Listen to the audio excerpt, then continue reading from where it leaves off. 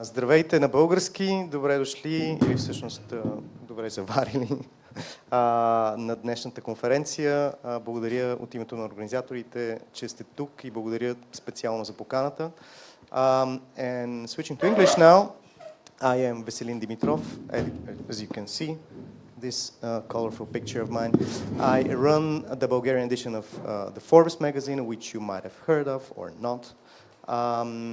And I've been invited to moderate this panel today, focusing about festivals and cities, how they melt, if they melt, and it's great to have such distinguished panelists with us today. You can see their names on the wall behind us. So we're gonna be able to gather a lot of know-how from people with huge experience in the area. So maybe let's give them a round of applause and thank them for being here. Applause. And really kudos to the organizers who have been putting so much effort in the past years, first with organizing this huge and amazing event in the park behind us. And also, inviting us all here to discuss stuff that is actually important. So I'm going to give the floor first to our three panelists, because we have about an hour. First half an hour of it, we are going to see their presentations, which is a broader picture of how festivals and cities work together. And then we're going to focus on two case studies, one of Thessaloniki and one of the amazing Primavera Sound Festival. So first, I'll give the floor and the microphone and a clicker to Dr. Beatriz Garcia. She is a scholar, an expert of mega events, worked a lot of years for the University of Liverpool, is also a consultant for mega events, working very close with Paris and the Olympics this summer, which is probably the mega event of this year. So we're really grateful that you found the time to be here and looking forward to your presentation. Thank you. Thank you very much. And I need this, isn't it? So yes, if we can have the presentation, and let's see, and I will try to keep it, certainly to the time, no? So we have, 10 minutes, and you give me a bit of a warning. I think I will have to stand just to see what is on the screen. So yes, I wear many hats, and I have been directing research institutes for 25 years now, focusing on that, on documenting the impact and the legacy of large-scale interventions, festivals, and also one-off events. So I have done work on music festivals, but that's not the only area. So actually there are these two areas. On the one hand, there are really the big players, such as the Olympic Games. What I look at is at the festival associated with the Games, so what is called the Cultural Olympiad or Olympic Art Festivals.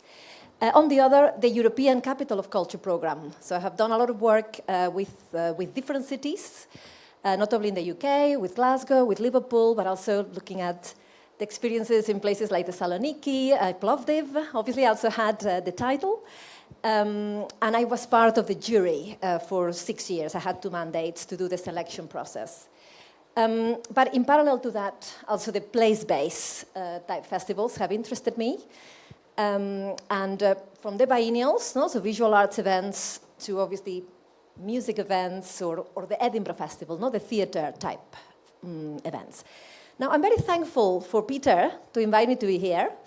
And the question he placed me, or the point that he thought was really relevant in Bulgaria at the moment, is just how you advance your knowledge base on the economic impacts of festivals. Whether this is an area that has not been as developed as in countries like the UK, where probably we have around 30, 35 years of really getting on with that agenda.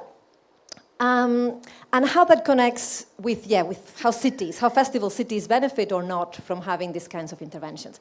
These are the examples of some of the events that I have researched, and a lot of it has been published and is available.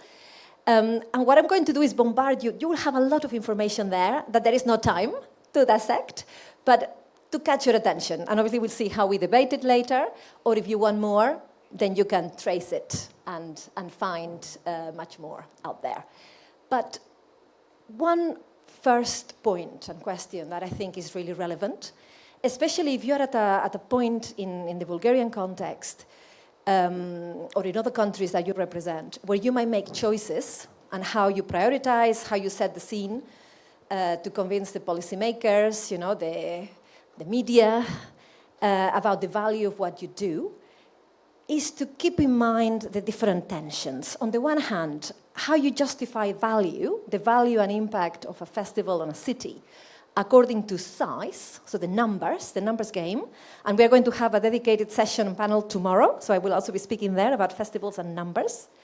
So how much you want to talk about the visitors, the different budgets and how worthwhile they are, whether it's expensive or not for a ticket to be 100 as opposed to 1,000 or 10. These numbers are all very relative. How you justify your impact in terms of inward investment, the media reach. And obviously these kinds of measures have been at the basis of how you explain the size of festivals, and how you compare between special events, major events, hallmark events, or mega events. Lots of numbers.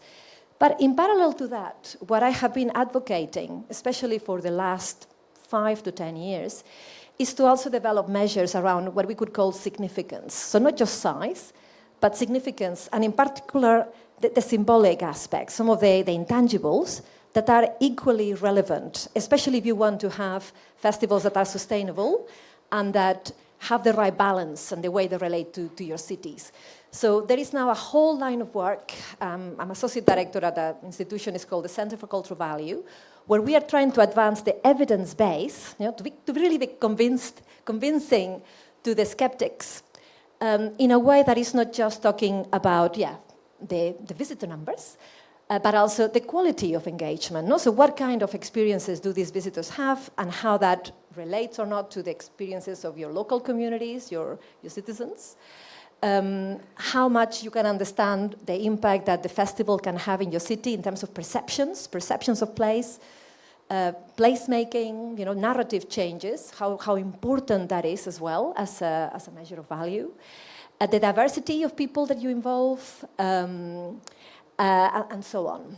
So very important when you want to understand the relationship between a festival and a city is to ensure that it's not only the economic agenda that is prioritized. So obviously I think for those of you in this audience, you probably don't need these kinds of reminders, but I do a lot of talking to the politicians and to the funding bodies that often are not sure whether continuing to provide support for certain interventions. And we had in the previous session the discussion around the impact of COVID-19 and how many festivals were really put at risk. And again, do we need this? We are in an era of perma-crisis where we are always struggling with priorities. Why to keep putting so much effort into these kinds of initiatives?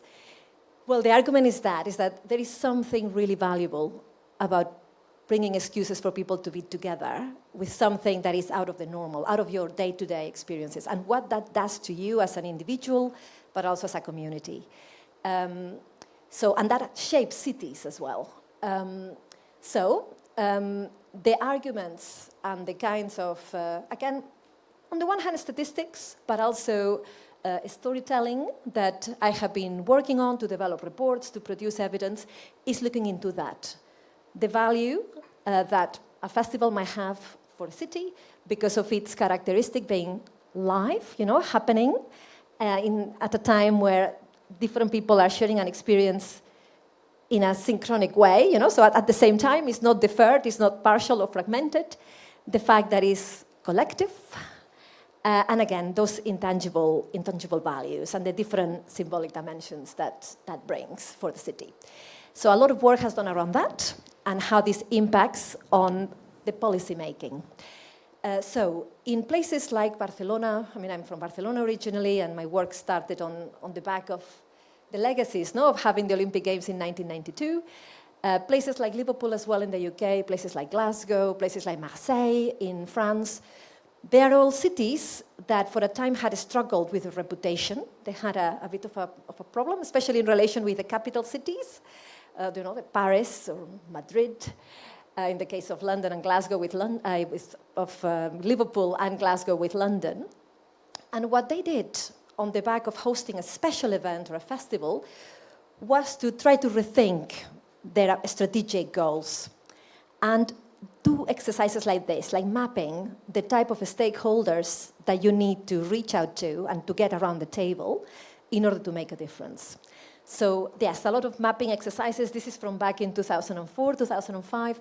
Discussions about what's the cultural system of your city.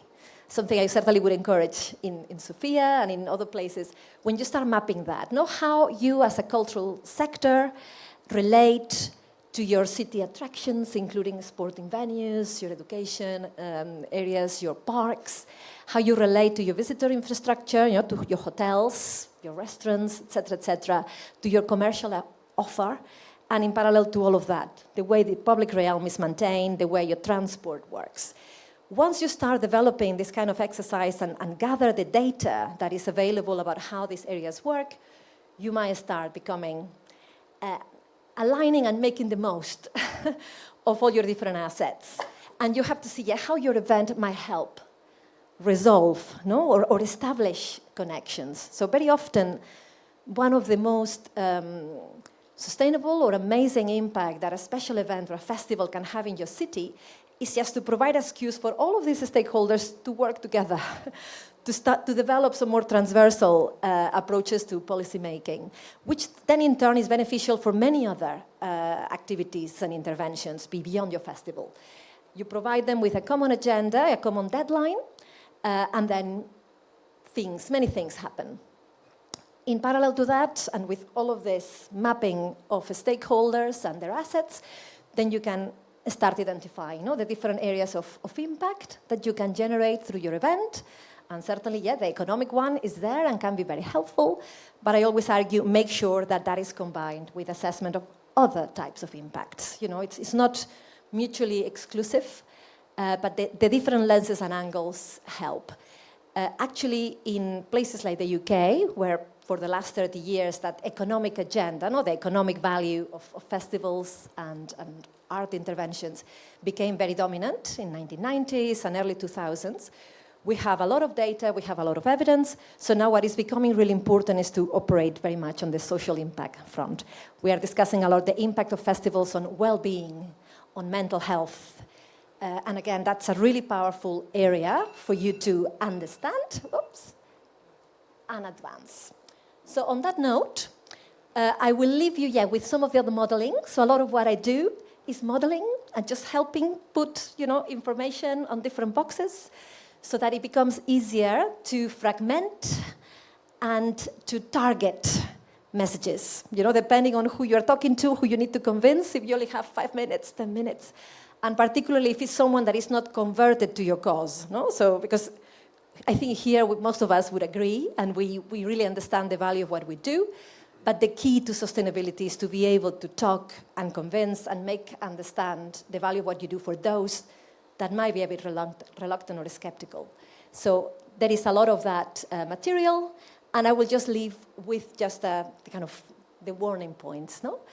The cities, festival cities, like Edinburgh, for instance, defined very much through that activity, through what happens in August especially. You have probably what is one of the largest combined festivals, live festivals in the world, with the Fringe, but also with the 6 other events that happen in parallel. They have done a lot of work to keep proving to the Scottish government and the rest of the UK that they generate economic value, and that is certainly clear. There is a lot of published material, but there is also an exhaustion. There is a lot of concern around how this festival might be breaking the city.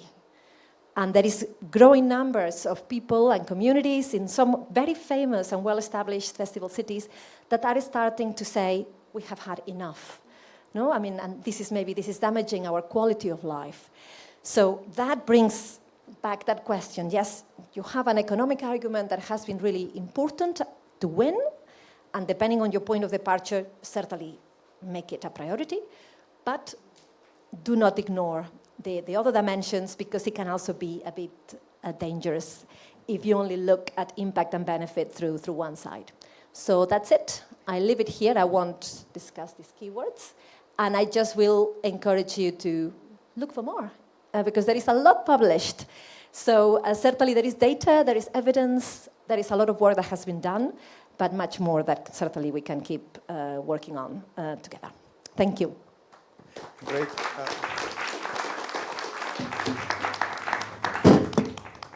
Thank you so much, Beatriz. It's really interesting to see how many stakeholders can be involved in such an event, and actually how many different points of view you can take in order to measure the success. I have a bunch of questions that are connected to what you said, but I'm going to give the floor now to Spiros, who has been deputy mayor of Thessaloniki for 8 years. Now you're running an independent consultancy. You ran for mayor recently. Yes. Didn't work out, but you know, next time. No success. I mean, we got 21%, but we got third, so maybe next time.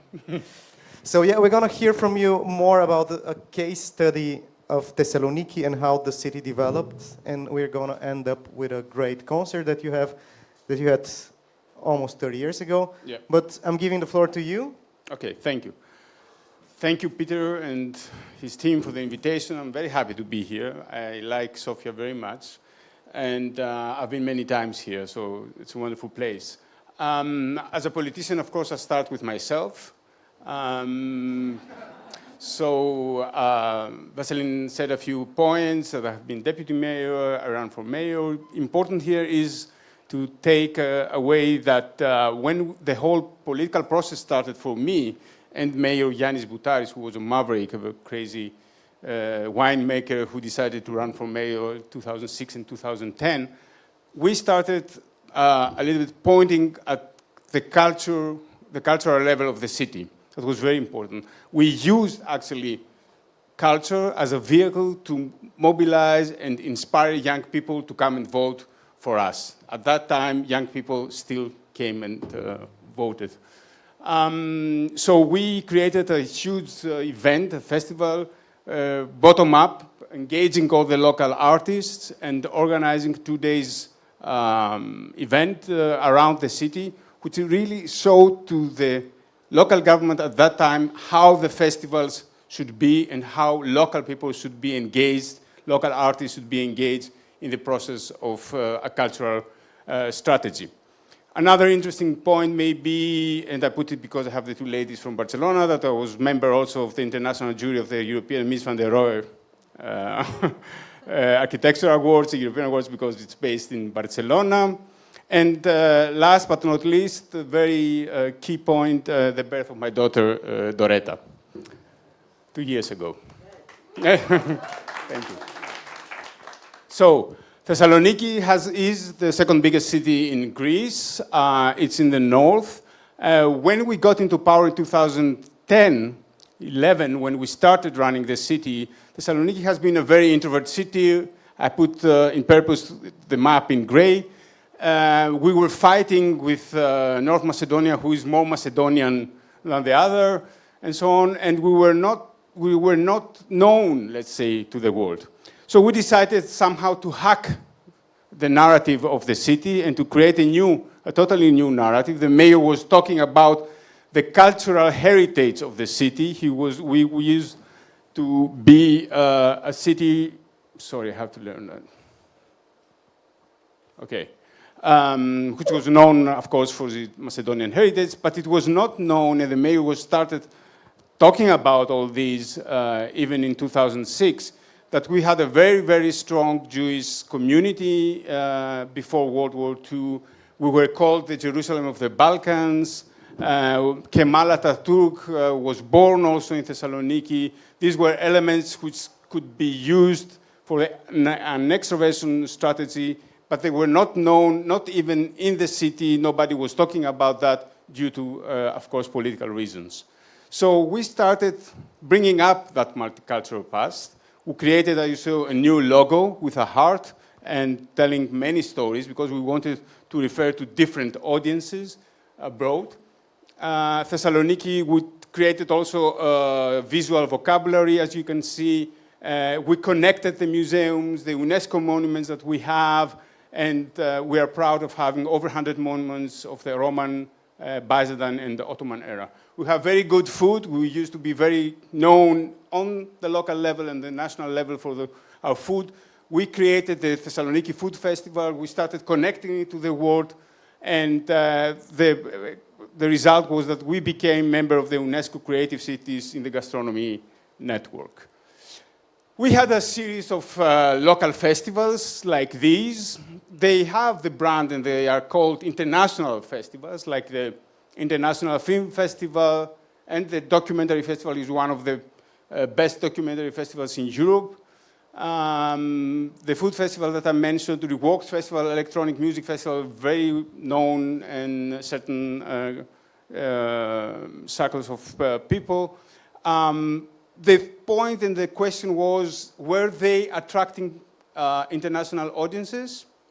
I'm not so sure. They were mostly attracting international participants and not audiences. So that was the problem that we had, and we wanted to integrate them in a holistic, let's say, extroversion strategy, touristic development strategy. In order to make them known and to connect them, to network them also with other events, we started inviting big global events, global festivals, international festivals, to Thessaloniki. We said that we can exploit in a way these tribal nomadic events which are traveling around and they have their own audiences so that we bring people to Thessaloniki. The question and the thing for us was to bring people to Thessaloniki. Since we brought them there, they were happy. It's a nice, walkable city. As I said, you have good food, good vibe. So the question was to bring people into the city. So from the very first moment, 2011, we invited and had the Biennale of Young Artists of the Mediterranean countries. The next year, 2012, we had WOMEX at the center of the city. We had over 3,500 people coming, and different other events, even sport events, in order to bring people to Thessaloniki, to get to know Thessaloniki, and to start loving and talking about, in a positive way, about Thessaloniki. We have very strong academic community. We have the biggest university in the Balkan region, Aristotelian University, and we have over 120,000 students, which somehow gives the vibe to the city, and we have also very creative communities. As I said, we tried all these ideas and the cultural policy to integrate it into a comprehensive tourism strategy.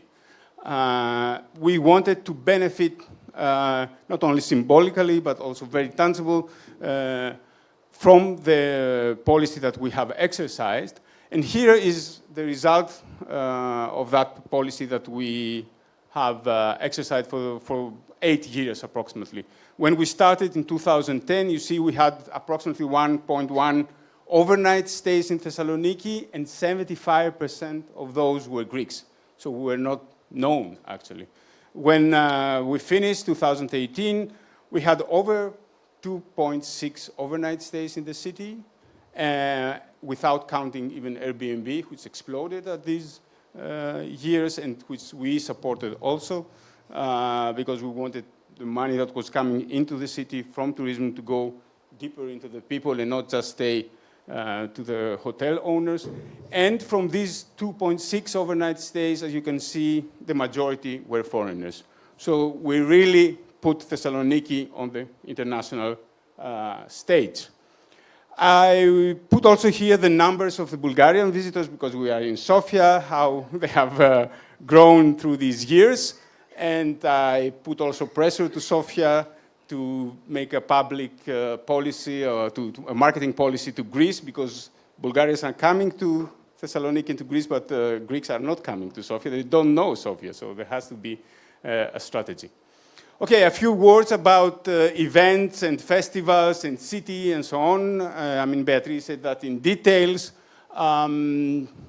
The idea, the concept behind the policies that we have applied was first internally to cultivate the local culture and the woman power so that people see big events, how they are organized, be connected with that, get know-how, and start organizing also their own events. And externally, of course, we wanted to boost the city's image as a destination, which in a way we managed to achieve. Festival and events, they define cities and they shape the narrative, I believe. They attract attention, interest, and investment. A lot of money came in. We have this dogma that you cannot educate your own people without having also tangible incentives. This is very important. When we started talking about bringing Israelis, Jews, and Turks into Thessaloniki, everybody was very reluctant. But when the money came and the market was working in a time of economic crisis in Greece, everybody was happy. And then they get to know the people and became friends, and everyone was happy and was also involved in following us in the policies that we have applied. And third, of course, you have to inspire the local community and to bring and breed younger ambitions. Who are the stakeholders? Very important. Governance, city and region mainly, and sponsors. You need sponsors, you need money. That was also discussed. What are the threats? The peaceful citizens.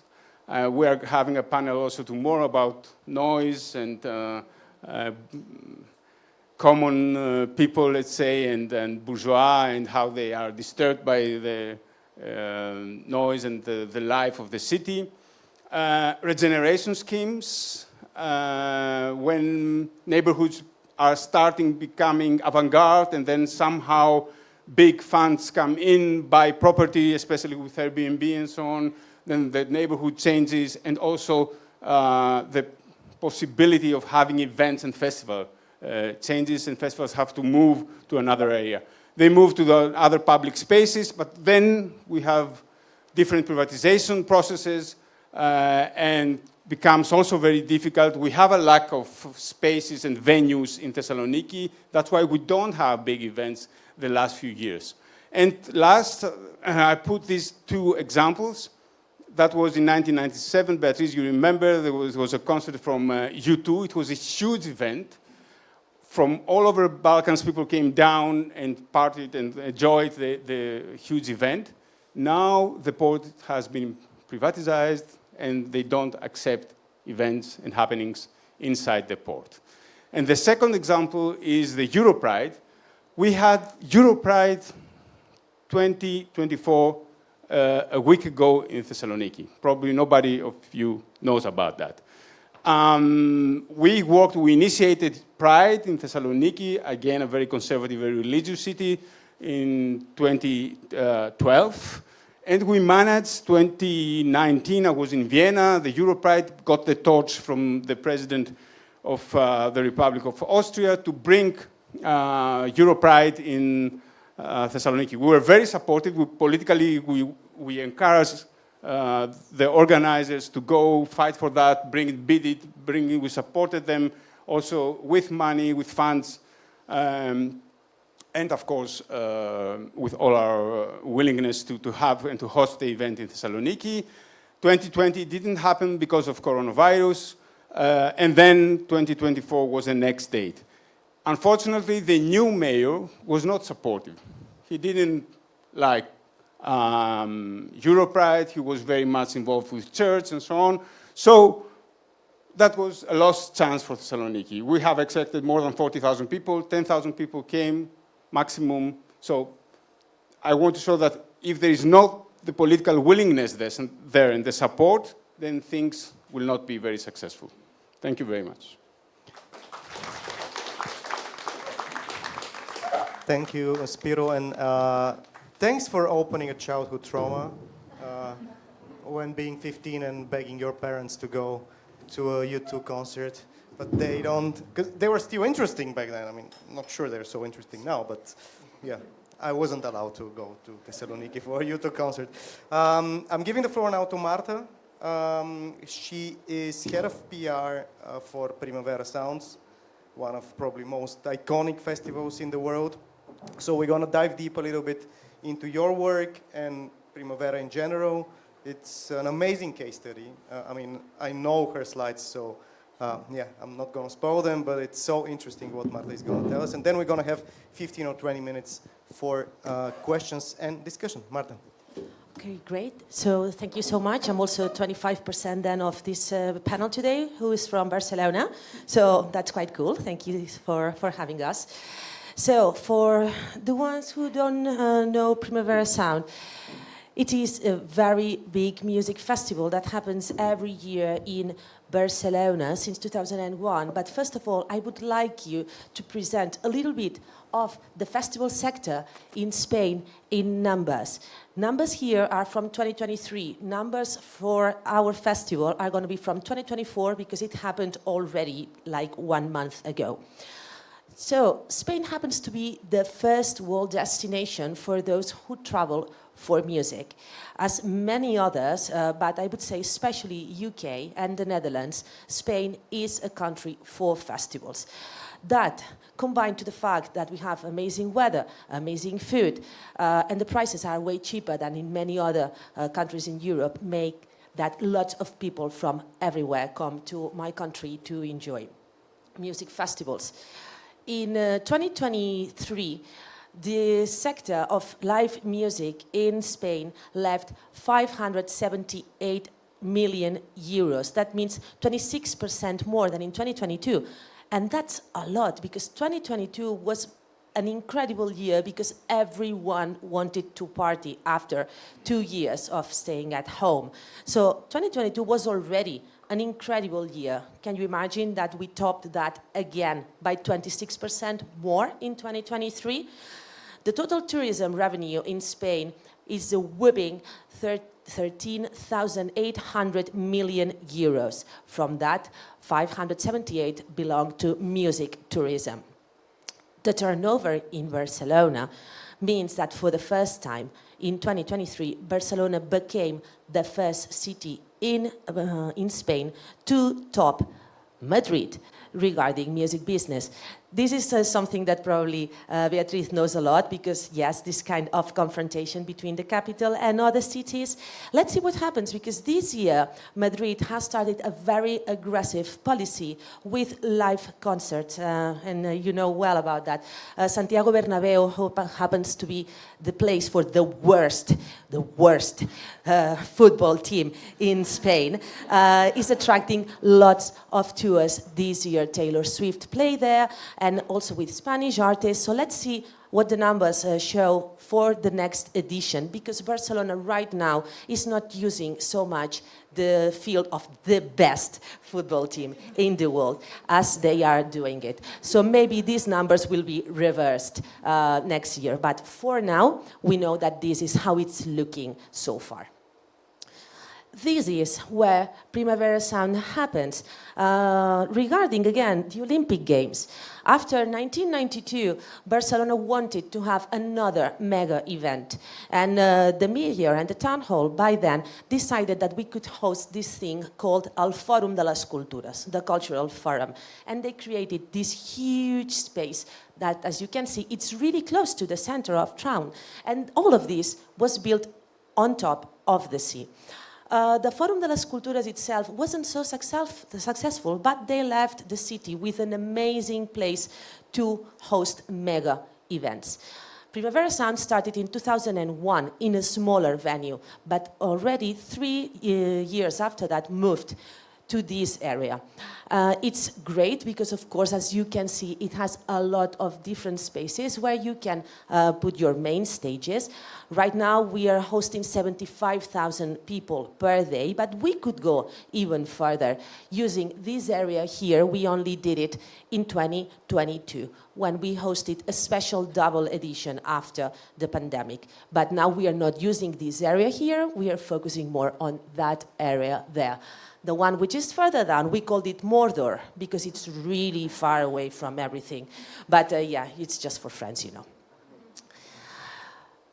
But we don't only have Primavera Sound in Barcelona. After this, we are going to focus on our main headline event. But this is how Primavera Sound, the company, is doing around the world. We started with 2 markets more. 12 years ago, hosting an event in Portugal, beautiful, little bit smaller venue, but it's amazing. It rains a lot, but it comes with the price, and it's a really lovely venue. Then, in 2022, we jumped to 6 markets already. We kept Barcelona and Porto. We had a one-off in LA, which happens to be a very competitive city. So for now, this is sparked. And we started with some events in Latin America. 2023, 2024, Barcelona, Porto, Buenos Aires, Sao Paulo, Santiago de Chile, Asunción, Montevideo, and Lima. And you would think, why so many of them? Because it's very difficult to attract the certain type of headliners that we want to book if you are not offering several cities. You need to make a little tour for them.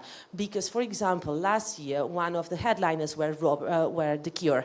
Mr. Robert Smith is not going to leave his house somewhere in UK where he's sitting very comfortably sipping some tea unless you are offering at least 3 to 4 dates. So for now, the 2 big events, 2-day events, are Buenos Aires and Sao Paulo. Santiago de Chile has a 1-day event, and this would be headline shows. That would be that we are offering spaces in stadiums, in venues, depending on the capacity of the artist. But we need to offer more than 1, than 2, than 3 dates in order to be attractive for this kind of artists to go to Latin America in their own spring. Primavera, for those who don't speak Spanish, means precisely spring. But these are the numbers for Primavera Sound Barcelona. We have more than 20 stages, 14 in the main venue and 5 or 6 venues this year in the city. It runs during 7 days from Monday to Sunday, but only 3 days are the main days in the main venue. 1 is for free. We open the main venue with 1 stage to Barcelona, so anyone can come and enjoy for free big names. Last year we had the Pet Shop Boys. In this last edition we had Phoenix, which were headliners in 2022. We give something back to the city because we are very aware of the impact that we generate, not only the good one, but also the bad. So the 3 main days happen during Thursday, Friday, and Saturday, but during the whole week you can have shows in the city.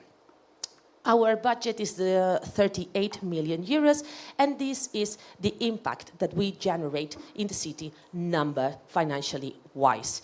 We are the number 2 event in the city, just behind the Mobile World Congress, that, as you may know, is one of the biggest events in the world. So that positions Primavera Sound as a very attractive festival to have in a city like ours.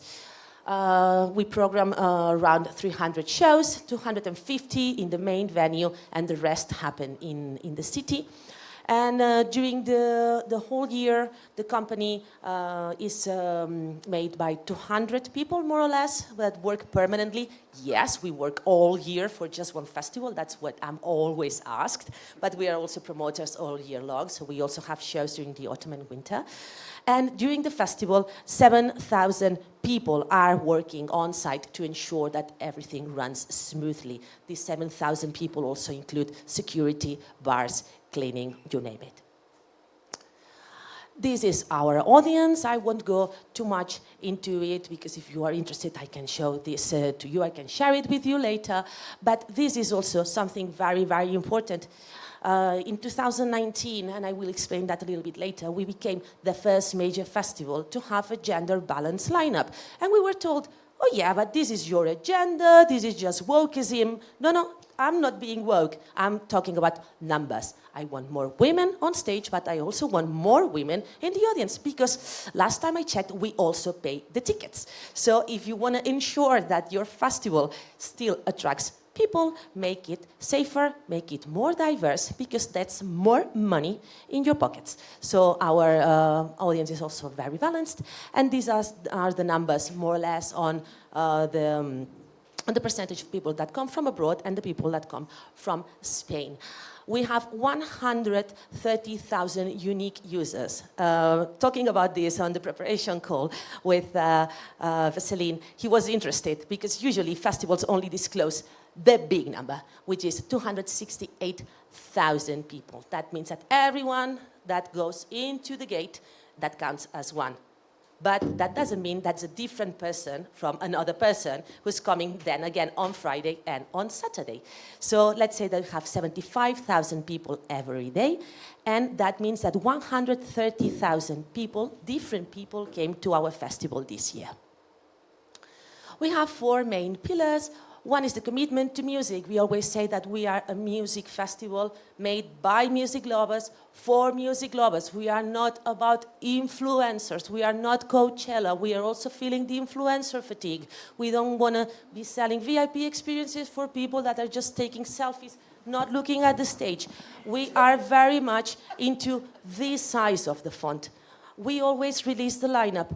At the same time, we don't do like a first batch or a second batch and a third batch because we understand that everything makes sense when we release it all together. So people that enjoy K-pop or J-pop can come. People that like death metal will also find their music festival there. And then, of course, we also welcome the big names, the pop names, the indie names, the rock names, the electronic names. This is what creates our festival all together. Sustainability would be the second pillar. In 2019, due to gender balance, we became the first major festival to engage and collaborate in an official partnership with the Sustainable Development Campaign from the UN. The third one would be diversity and inclusion. I will go into that a little bit later. And the fourth one is that we are created in Barcelona. And that's going to be an important part of this presentation. But talking about diversity and inclusion, we got this certification as a queer destination. The Queer Destination project was born from the members of the board of the International Gay and Lesbian Travel Association because they found out that there wasn't any kind of official standard internationally that would guarantee that a festival or a hotel or a city, doesn't matter, would cater to their needs, to their taste. So we partnered with them to be the first major festival with the label present in 7 countries. We are the first festival that has been certified, and that means that the staff is trained in gender and diversity topics, and that all our safe points, which are called nobody is normal, because in the end I am not normal because I'm a straight white woman, and a black queer boy is not normal because he's just like that. Nobody is normal when you look at anyone closely enough. So this is why our safer points are called like this. So this is our anti-harassment protocol, and we make sure that everyone can feel welcome and safe in there. And this is huge when you are talking about being a touristic attraction in the world. And then let's go to Create It in Barcelona. We are a representation of the city that saw us grow and be born. And since 2001, we have been very proudly representing Barcelona all over the world. The more we travel, the more aware we are of the fact that there is no space like Part del Forum, and that Barcelona is our main headliner. It is, will always be. And the festival is presented as a musical event that can reach all the audiences and that can still preserve its purpose. But we know that lots of people come to Barcelona already, so I think that this is a mutually beneficial relationship. Lots of people come to Barcelona because of the festival. And we found out, especially lately, and with lots of people from the US that are already in Barcelona. And then they just check the agenda, saying, okay, maybe there's a nice jazz show tonight. And then all of a sudden, they see that this is happening. We also program a lot of jazz because we have an auditorium, a seated auditorium for 3,000 people inside the venue.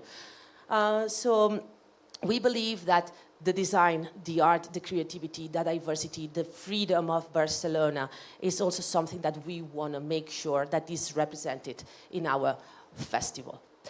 We have been doing lots of joint projects with the town hall, for example, when we didn't have an anti-sexual harassment protocol. The town hall had one, so we joined it. It was called No Callem, we won't be quiet. So they created it especially for nightclubs and for festivals, and we joined it. And this is just a call for you.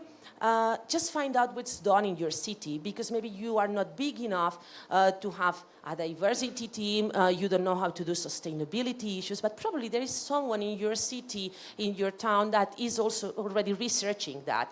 So find out, inquire, because sometimes it's kind of synergies are really, really good to have.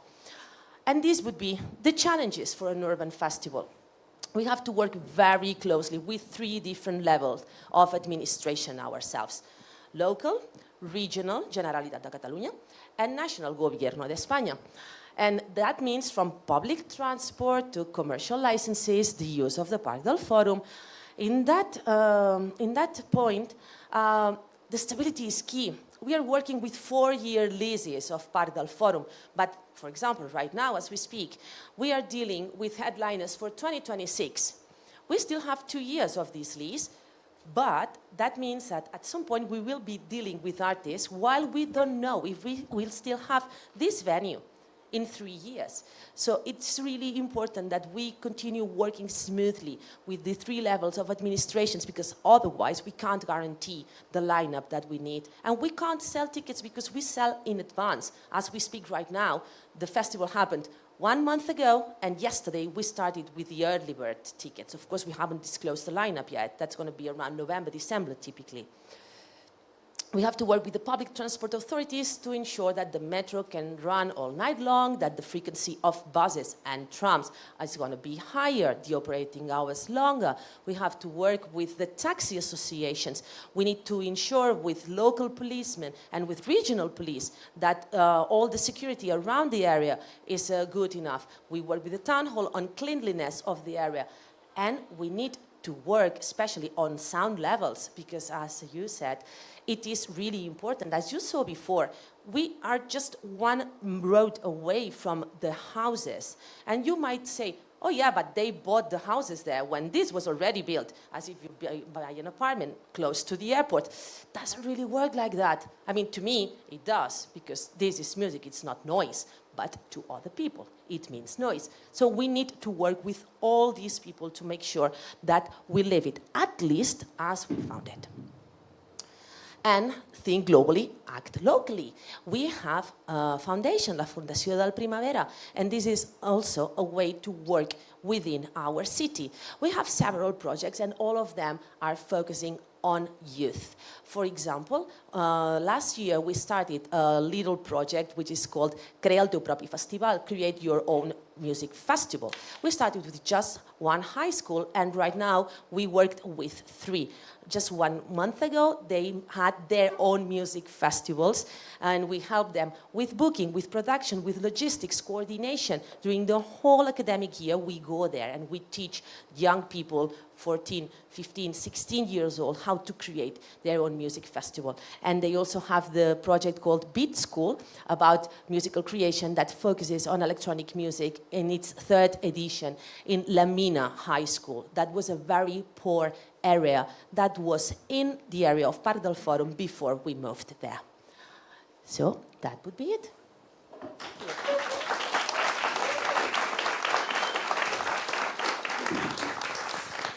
Okay, so I have bad news and good news. Bad news is that we have only around 10-15 minutes for additional questions here on stage. Good news is that after that we are going to have lunch, so I'm pretty sure that our panelists would be able to answer to your questions personally, in case you have such. And I'm gonna go with 1 question for each of you based on your presentation, again, because we are running out of time a little bit.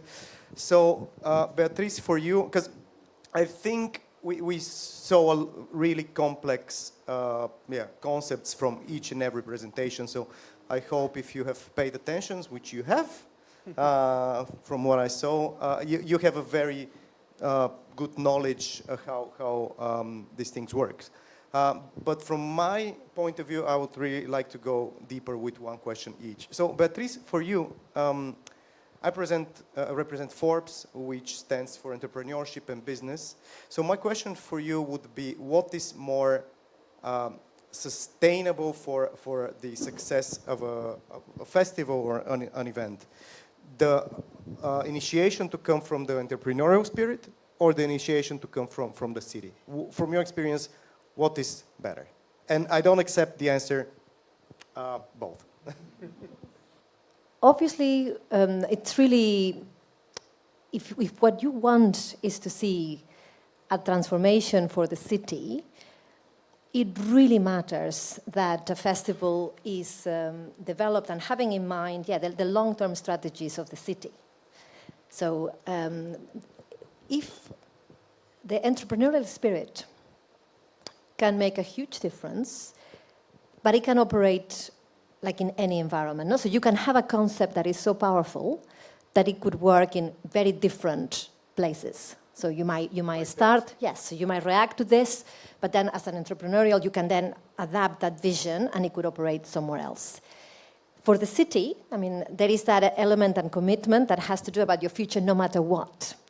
And in that sense, you really need that buy-in and initiative that is city-based, when you really get to the core of what you need. And then you might need to change the festival, or you might need to change the vision, because maybe the kind of festival that works for your city now in 2024 or that worked in the 1990s is very different from how you might need things to evolve for 2050. So it depends whether your priority is the actual concepts and vision for an event, or whether your priority is the place. So I do have a lot of belief in the capacity of the entrepreneurial spirit. And obviously we saw in the previous session, this whole the thinking in Hungary, and how you have something that almost comes out of without a vision that is written down, and is the result almost of instinct, of just knowing something you're passionate about. But when you are operating at the city level, and Marta was also, yes, we hear both presentations, there are all of these other layers that had to do with intricacies of involving different stakeholders. So from a place-making point of view, I think, that city-led initiative really matters. I'm really curious about the next 30 to 40 years of festivals. Because what I have to say is that the models that were tested in the 70s, 80s, 90s, in some cases are getting exhausted. They worked very well for a time, especially in a European context. Maybe, there are African countries and there are things that are developing there in terms of the infrastructures you need and so on. But I think the models now need to be rethought. And it was what I started with. The emphasis on just attracting the visitors. That really mattered in some places for a time. It might still matter here, for instance, in Sofia. But in some places, that is not anymore what should be your driving force. And in that case, you need to rethink. And you need that very deep dive into your own sense as a city. That would be, it just depends on what is the ultimate goal, whether it's the survival of an event and its vision, or the constant rethinking about what a place or a city needs. And in some cases, what you need is to see the end of a particular festival. So you also have to see, the life and death of festival models. Probably I would leave it there for now. Mm-hmm. Perfect. Thank you. Thank you so much. And also thank you for putting Sofia on the map of your narrative, because really, I think we are at the stage where we just need more people, we just need more engagement. And staying on the topic with this melting between a festival, an event, and the city. Spiros, based on your experience, as an organizer of an event, if you're looking for the support of the city, where should you go? Should you go and have someone lobbying for you to the mayor directly or to the deputy mayor? Or should you go a bit deeper and work more with the experts who would pitch your idea higher? What's the best working model? Okay, in politics, there is a hierarchy. So you go to the chief. If the chief says you do it, then everybody follows. So it is very important always to win the mayor when you want to create something, to organize something and to have a festival. Okay, so follow-up question. How do you win the mayor? Okay, that's a tricky question. You need connections in certain countries, like ours. You have to have an original idea, of course. And you have always to think not just of the money profit, you have to think also of the political profit that the mayor could have. And that should be presented to him when you have the 5 or 10 minutes in front of him. Sub-question, what are potential political profits for a mayor? More votes, being re-elected, and seeing tangible results in the development of the city. Perfect. Thank you. And Marta, for you, because your showcase was, I hope, interesting for you as it was for me. But I'd like to take out one aspect that you didn't go that deep into, and I think for people that are organizing festivals here in Bulgaria, and for me as well, because we also run events and we struggle a lot with sponsorships here. And I saw the festival, I mean, I haven't spoken to Peter in detail about this, but I know that it's a struggle to find sponsorships after COVID, or I don't know, it's maybe some specifics of the Bulgarian ecosystem of businesses. So what's your experience, because obviously you have major sponsors and of course it's a huge event, but have you seen any decline or upwards trend in terms of sponsorships, and how do you sell best to potential sponsors? Well, taking into account that we don't have any public funds, that's even more interesting. We truly believe that public funds should go to smaller events that want to start doing their own thing. So we only have a very small fund that goes to Primavera Pro. It's a professional conference, and that is just to promote Catalan bands. So nothing goes into the organization of the festival itself. Talking about sponsorships, I think that talking about what we were saying about the influencer fatigue, stuff like that, if you are just neutral, if you're just bland, if you don't have an identity of your own, it is very difficult to attract any sponsorships, because they could be promoting something in Sofia, they could be promoting something in Thessaloniki, they could be promoting something in Liverpool. Doesn't matter, then of course it doesn't matter. So the more true to yourself that you are, and this is not, some blah blah shit, it is true, because they want to know exactly who is coming to your festival, because they know that they want to sell to these people and not to other people. In our case, we also have an in-house agency, which is called Vampire, and they deal with all the brands. So all the creative brand strategies runs through them. So then it's really easy to understand how we work, how we operate, and it's festival over brands, not the other way around. So anyone that wants to work with us, they go through our creative agency and they say, yes, this is on point.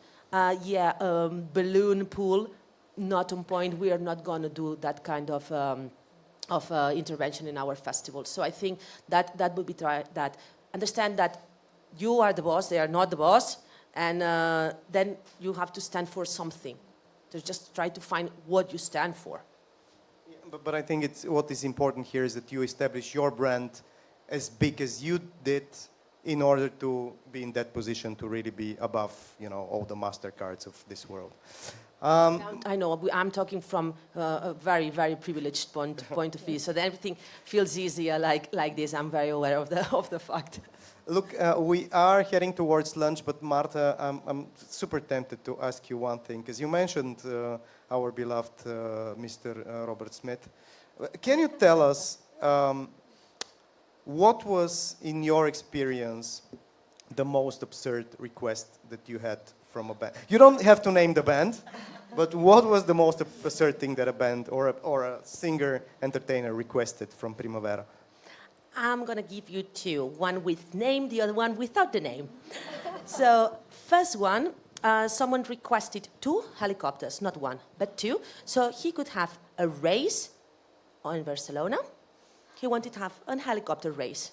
And then he said that Barcelona team players could go to their hotel and say hi to him. Like, dude, are you really aware of how big football is in this country? And the second one, it was our beloved Lemmy Kilmister from Motorhead. Satan has in his arms already. Who wanted to have, how do you call that in English? An ace of spades? Yes, from Ace of Spades. He wanted one of those machines, like the ones in the casinos, like the one that you put coins in it. How that's called? Yeah, that's a slot machine. He wanted a slot machine in his Camerino because he wanted to play a little bit before his show. Then, from the manager, we were told, please tweak it, because if he loses, he gets in a very bad mood. So that was even more difficult than finding the slot machine. Well, I hope that the first one you mentioned didn't want to meet our Hristo Stoichkov, because Oh yeah, that was a good one. he was a good one.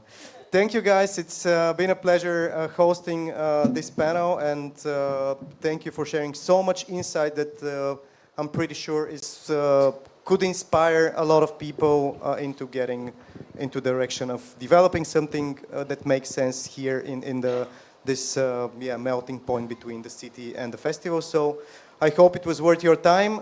See you at lunch, where you can ask us all questions. Thank you once again. Thank you.